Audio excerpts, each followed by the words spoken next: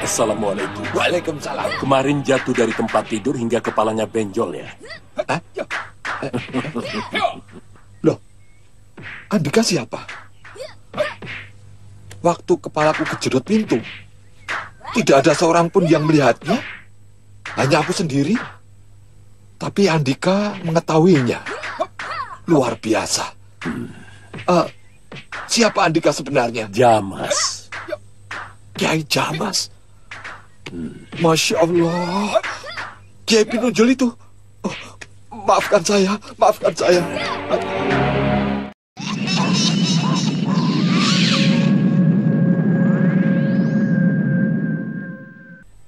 Katanya Aki pernah melihat Jurik. Di mana? Di warung dan di jalanan. Betul? Siapa sebenarnya dia, Kiai? Nanti, kalau sudah tiba waktunya, Aki akan tahu sendiri.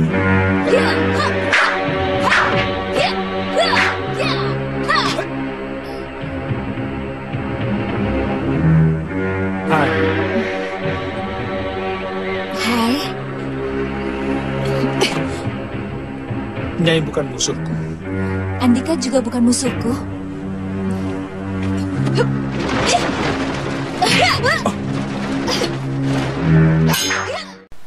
Melanjutkan cerita di episode sebelumnya bahwa Raden Samba akan diselamatkan oleh Kiai Jamas, Datuk Larang Tapa dan Rindi Antika dari incaran Dewi Sendok, murid Mak Lampir.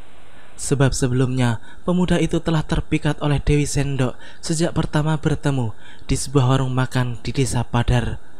Kini Rindi Antika dan Dewi Sendok tampak saling mempengaruhi Raden Samba agar berada di pihak masing-masing. Keduanya pun bertarung hebat. Namun dengan liciknya, kemudian Dewi Sendok membawa paksa Raden Samba yang tengah kebingungan itu, sebab pemuda itu belum mengetahui pihak mana yang benar ataupun salah. Rindi pun tidak mau membiarkan lawannya itu lolos begitu saja. Ia pun kemudian mengejarnya sampai ke atas awan. Sedangkan Datuk Larang Tapa yang juga ikut mengejar pun kini telah terlebih dahulu mencegat Dewi Sendok, sehingga terjadilah pertarungan di antara mereka.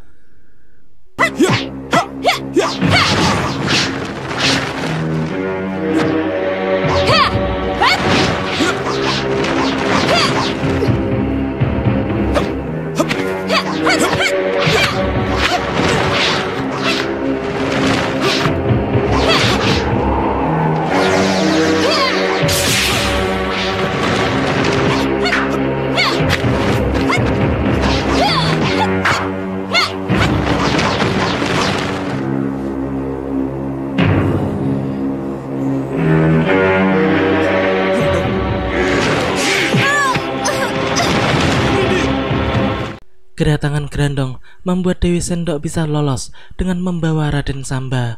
Kini ia pun membangunkan pemuda itu setelah berada di tempat yang aman. Mereka berdua kemudian saling memperkenalkan diri satu sama lain. Raden Samba kini telah benar-benar terkena jerat Dewi Sendok, sehingga dirinya menjadi begitu lekat kepada wanita setan tersebut. Sementara itu, Rindi Antika dan Datuk Larang Tapa yang kini telah kehilangan jejak buruannya pun menjadi bingung sendiri karena mereka sama sekali tidak mengetahui kemana arah Dewi Sendok membawa Raden Samba. Setelah kembali bertemu dengan Kiai Jamas, mereka pun langsung mempertanyakan tentang keberadaan Dewi Sendok yang membawa Raden Samba.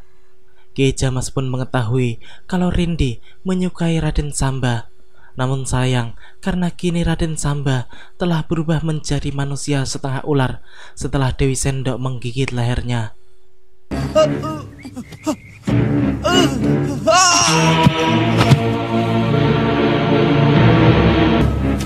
Rindi, dia tidak pantas untukmu. Raden Samba sudah berubah. Tidak, Kek. Aku berhak memilih siapa saja yang aku mau. Silakan. Yang penting aku sudah memberitahu apa yang aku tahu. Memangnya ada apa dengan omongan saya, Kiai? Ditanya kok malah ketawa.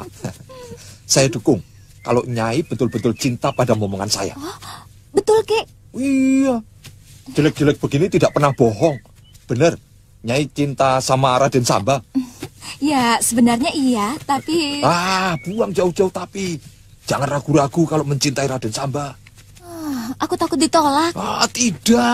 Tidak bakal nolak. Raden Samba itu selalu menuruti kata saya.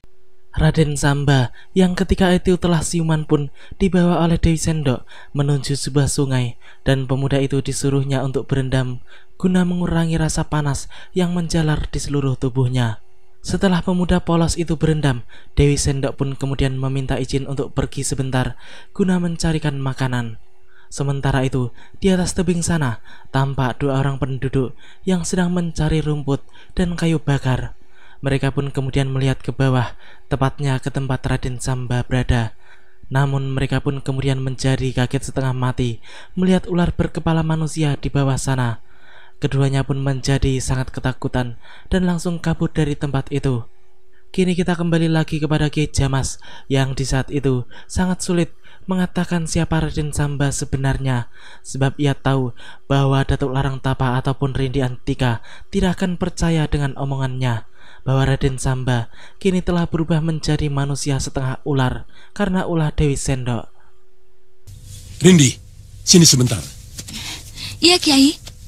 Bagaimana pendapatmu jika aku katakan Raden Samba adalah seekor ular? Ki, apa benar Raden Samba seekor ular? Jelek-jelek begini, mata Aki masih awas. Seumur-umur belum pernah Aki lihat Raden Samba jadi ular.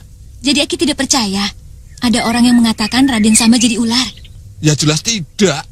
Sebab turunannya Priayi Pinunjul, turunannya orang baik-baik. Raden Samba itu sehat dan tidak kurang satu apapun. Kek, menurut Ki Lupit pengasuhnya Raden Samba ini, Raden Samba tidak mengidap penyakit apapun, sehat dan bisa menjadi teman hidup. Bukan begitu, Ki? Betul. Datuk lihat sendiri bukan? Kini kita tinggalkan sejenak urusan Raden Samba dan kita menuju pada Grandong yang di saat itu sedang memasuki sebuah desa yang cukup ramai. Dan seperti biasa, ia sedang mengincar bayi-bayi yang akan digunakan oleh Mak Lampir guna mengadakan upacara Durkala Meta guna memulihkan seluruh kekuatan Ratu Sesat golongan hitam itu. Kebetulan ketika itu ia melihat seorang wanita yang sedang menggendong bayinya yang tiba-tiba saja menangis. Grandong pun kemudian meminta bayi itu dari ibunya, dan seketika itu pula bayi tersebut pun menjadi diam. Hal itu membuat kedua wanita itu menjadi senang bukan main, karena pemuda yang mereka kagumi itu memang bisa menjadikan bayinya tidak menangis lagi. Mereka pun kemudian mengajak pemuda tersebut untuk menuju rumah wanita pemilik bayi. Lalu mereka pun berpapasan dengan Wulandari, seorang pendekar wanita tangguh yang dahulu pernah bertarung melawan Grandong. Sepertinya aku pernah mengenal pemuda itu. Bukankah dia? Aku merasa pernah mengadu nyawa dengannya.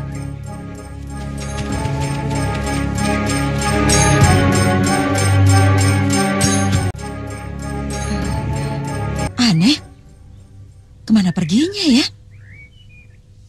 Tadi aku betul-betul melihat seorang pendekar berkuda. Buktinya tidak ada. Ada. Dia bersembunyi. Jadi Andika juga melihatnya? Ya, saya tahu. Dia memang wanita berbahaya. Tapi Nyai tidak usah hiraukan. Siapa dia? Perempuan jahat berhati iblis. Nanti sesudah sampai di kampung, tolong sampaikan pada Pak Kuwu, supaya Pak Kuwu mengumpulkan orang-orangnya dan menangkap perempuan itu. Siapa namanya? Wulandari. Baik, akan aku sampaikan pada ayahku nanti. Ya, Grandong pun memutarbalikkan fakta dengan menuduh Wulandari sebagai wanita penganut ilmu iblis dan akan mengorbankan bayi-bayi untuk menyempurnakan ilmunya. Kebetulan ayah Kinah adalah seorang Kuwu, sehingga mudah bagi mereka untuk melaporkan tentang Wulandari. Grandong pun kemudian mengaku dirinya bernama Parta Sujana. Setelah sampai di rumah Pak Kuwu, Parta Sujana pun memberitahukan bahwa mereka harus berhati-hati kepada pendekar muda wanita, yaitu Wulandari, terutama para warga yang memiliki bayi. Ia pun kini meminta informasi tentang siapa saja dari warga desa itu yang memiliki bayi, sehingga kini ia pun mengetahui ada berapa bayi yang akan menjadi mangsanya. Grandong atau Parta Sujana juga meminta untuk bergabung bersama para peronda untuk melindungi desa tersebut dari serangan Wulandari. Kini para warga pun dengan cepat mengetahui tentang kabar kejahatan Wulandari, sehingga kabar tersebut menjadi buah bibir di masyarakat, termasuk di sebuah warung yang ketika itu sedang didatangi oleh Wulandari sendiri. Setelah melihat bayiku, Ki Jagabaya pergi bersama pemuda itu. Sebelum pergi, pemuda itu berbisik kepadaku. Ngomong apa dia? Aku disuruh berhati-hati. Lebih-lebih pada seorang pendekar wanita berpedang itu. Dia wanita berbahaya katanya. Pendekar wanita berpedang? Iya. Salah apa dia? Ya ampun, dia ada di sini. Sudah lama sebelum kalian datang. Jangan perhatikan. Kalian sedang membicarakan aku. Jangan berbisik. Katakan keras-keras supaya aku bisa mendengar.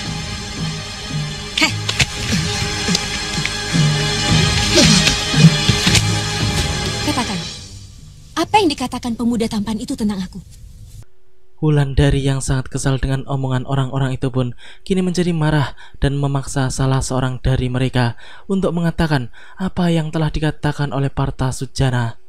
Namun mendadak saja muncullah Grandong bersama dengan Ki Jagabaya serta orang-orangnya. Partasujana itu pun langsung beradu mulut dengan Wulandari karena wanita itu dituduh sebagai pencuri bayi yang akan beraksi di desa tersebut. Jelas saja wanita itu menjadi sangat marah dan akhirnya pertarungan pun tidak dapat dihindari lagi. Orang-orang Ki Jagabaya pun segera bergerak meringkus Wulandari. Akan tetapi hal itu tidak mudah karena wanita itu ternyata bukanlah manusia sembarangan. Ilmunya cukup tinggi, apalagi hanya menghadapi kroco-kroco seperti itu. Hal tersebut bukanlah halangan besar baginya. Melihat anak buahnya tanpa sisa, Grandong pun kemudian segera ikut turun tangan. Ternyata wanita itu memang bukanlah gadis sembarangan. Ilmunya begitu tinggi sehingga Grandong sendiri harus mengeluarkan seluruh kemampuannya untuk menghadapinya.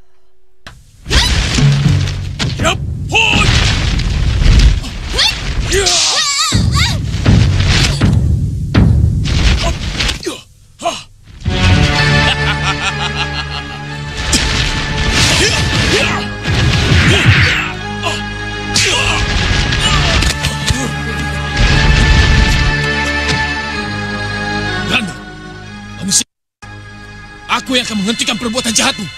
Bunuh mereka, Ki Jaga. Mereka penganut ilmu sesat. Ayo kepung dia. Ki Jaga, terus terang, aku tidak bisa menyakitimu. Andika bukan musuhku. Mohon mengertilah. Jangan dengarkan perkataannya, Ki. Dia sedang melemahkan semangat Ki Jaga. Tunggu! Kisanak mau kemana? Gus, akhirnya kamu sampai juga ke sini? Naluriku mengatakan bahwa kamu ada di sini sedang menghadapi masalah. Makanya aku di sini. Ya, akhirnya semua berkumpul di tempat itu. Grandong sendiri langsung kabur setelah melihat rombongan Kiai Jamas muncul. Wulandari pun kemudian memperkenalkan diri bahwa dirinya adalah murid Empu Muria dari perguruan Mawar Merah di Gunung Muria. Kiai Jamas pun kemudian menjelaskan kepada kepala desa bahwa pemuda yang bernama Partasujana itu sebenarnya adalah Grandong. Kini mereka pun baru menyadari tentang siapa itu Grandong dan apa hubungannya dengan Mak Lampir. Di tengah pembicaraan mereka, mendadak saja muncullah seorang wanita parubaya yang langsung melaporkan bahwa Nyi Kinah, putri Pak Kuwu, baru saja didatangi oleh Partasujana dan ditarik dengan paksa menuju rumah-rumah wanita yang memiliki bayi untuk menggiring bayi-bayi itu menuju pada sebuah tempat. Cepat, kerahkan penduduk untuk mengepung dusun ini. Cegah ibu-ibu yang keluar membawa bayi. Baik, Kiai. Ki Jaga, lakukan perintah Kiai Jamas. Siap, Kiai. Ayo. Yang lain, ikut aku. Dari tadi kok tidak sampai-sampai? Sudah, diam saja. Kita ikut saja Kang Parta. Dia sedang mencarikan jalan yang aman buat kita. Nikina, mau kemana? Mau ke tempat yang aman dari kejaran iblis itu. Tidak boleh. Pakku melarang semua warganya untuk tidak meninggalkan kampung, apalagi membawa bayi. Justru ini untuk keselamatan bayi-bayi yang aku bawa. Tidak bisa, Nyi. Pulanglah. Dia tidak akan mengerti, Nyi. Percuma. Jadi bagaimana?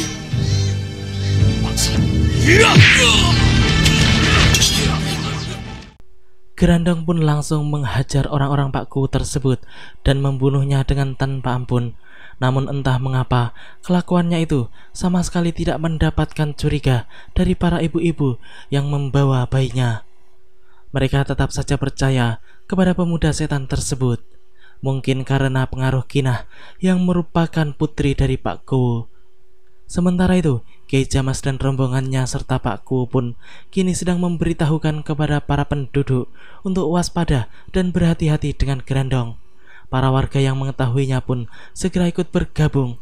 Lalu mereka pun berjalan menuju batas desa di mana Gerandong baru saja membantai para anak buah Pak Kuwu. Pak Kuwu pun menjadi sangat terkejut mengetahui bahwa para anak buahnya telah tewas di tempat itu. Apalagi Kiai Jamas kemudian memberitahukan bahwa bukan hanya Kinah yang dibawa, namun seluruh ibu-ibu yang memiliki bayi yang baru lahir. Sebagian mengurus mayat-mayat ini, yang lain ikut aku mengejar Gerandong. Nek, Gerandong, kenapa sendirian? Mana ibu-ibu yang membawa bayi-bayi itu? saya simpan di tempat yang lebih aman daripada tempat ini. Di mana? Ayo kita ke sana.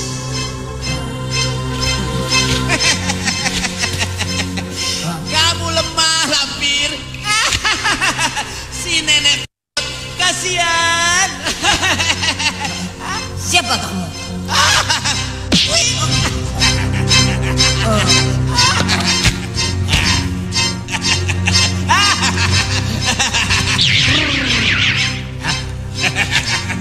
Aku berhasil menawanmu, Lampir. Dulu kamu menawan aku, sekarang gantian aku menawan kamu.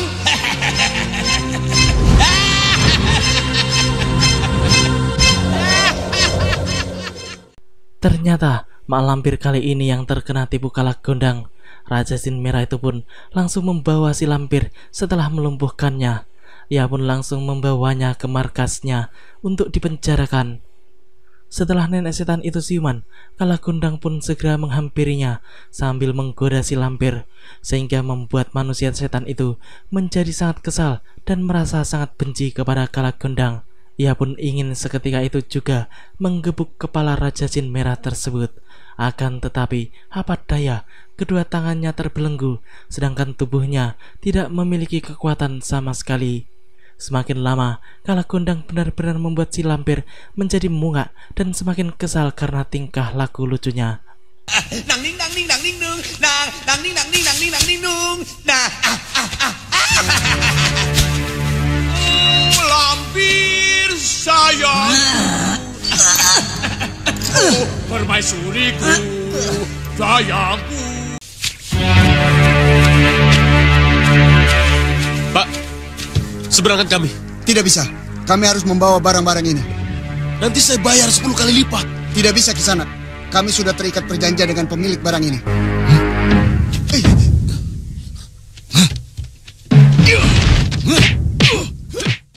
Gerandong pun langsung menghabisi dua pemilik perahu itu, sehingga membuat ibu-ibu yang dibawanya menjadi mulai panik dan meminta pertolongan. Tak lama kemudian muncullah Ki Jagabaya dan para anak buah Pak Kuwu yang mencoba untuk mencegah kepergiannya. Namun apa daya, kesaktian Gerandong benar-benar membuat orang-orang itu tidak berdaya dibuatnya, dan hanya dalam beberapa jurus saja mereka semua dapat dikalahkan, sehingga kini tinggallah Ki Jagabaya seorang diri.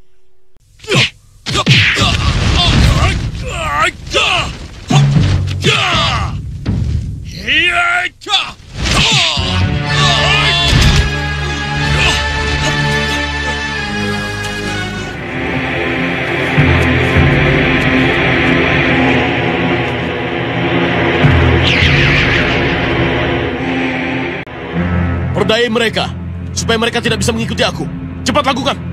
Ya, dengan kesaktiannya, Gerandong pun berhasil menciptakan kembarannya untuk menghalau orang-orang golongan putih yang kemungkinan akan segera sampai ke tempat itu.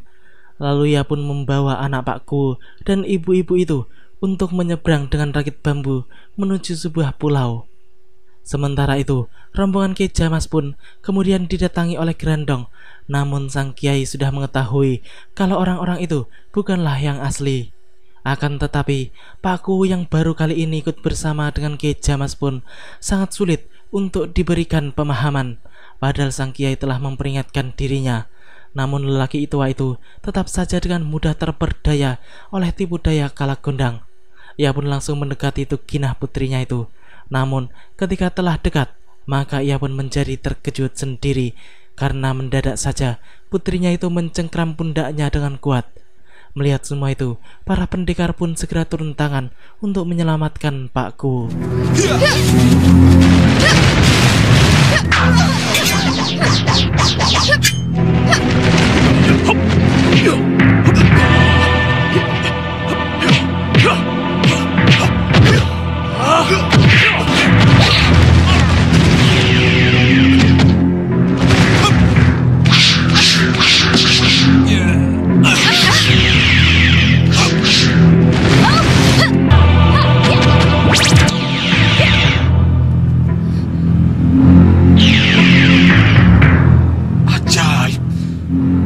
Hilang. Tipu daya si Grandong. Putriku lenyap, Kiai. Yang Pak Kuwu lihat bukan Tuginah yang sebenarnya, tapi hanya bayangan dari daya sakti si Grandong saja. Putriku yang sebenarnya ada di mana, Kiai? Di bawah si Grandong. Tapi pastinya dia menuju kemana, aku belum tahu. Ayo kejar lagi, Kiai. Aku harus menyelamatkan putriku. Pak Kuwu itu pun kemudian mengatakan bahwa ia harus kembali mengejar putrinya. Lalu ia pun berjanji di depan Kiai Jamas bahwa ia akan mematuhi seluruh perintah sang kiai, apapun itu. Sementara itu, rombongan Grandong pun telah sampai di pulau seberang. Sedangkan Kiai Jamas baru saja sampai di tempat Ki Jagabaya dan para anak buahnya yang telah tewas dibunuh Grandong. Seperti biasa, Kiai Jamas pun menyuruh Pak Kuwu untuk mengurus jenazah Ki Jagabaya dan seluruh anak buahnya untuk dimakamkan di tempat keluarganya masing-masing. Lalu sang kiai pun memutuskan untuk segera membuat rakit guna menyeberang ke pulau sebelah. Ia pun kemudian mengutus Ki Lupit untuk membantu Pak Kuwu saja dan tidak usah mengikuti mereka lagi. Bagaimana dengan Ki Lupit? Ki Lupit kita titipkan pada Pak Kuwu. Silakan Ki Lupit. Pak Kuwu, kami titip Ki Lupit.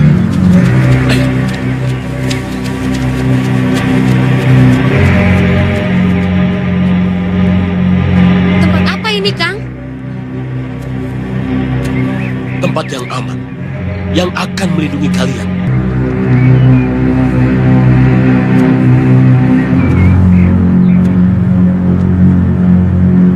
Kemana Mak Lampir? Siapa, Kang? Nenekku. Nenek? Demikianlah alur cerita di episode kali ini. Nantikan kelanjutan kisahnya di episode yang akan datang. Terima kasih bagi teman-teman semua yang udah mau nonton. Jangan lupa subscribe dan share, dan juga nyalain notifnya. Assalamualaikum warahmatullahi wabarakatuh.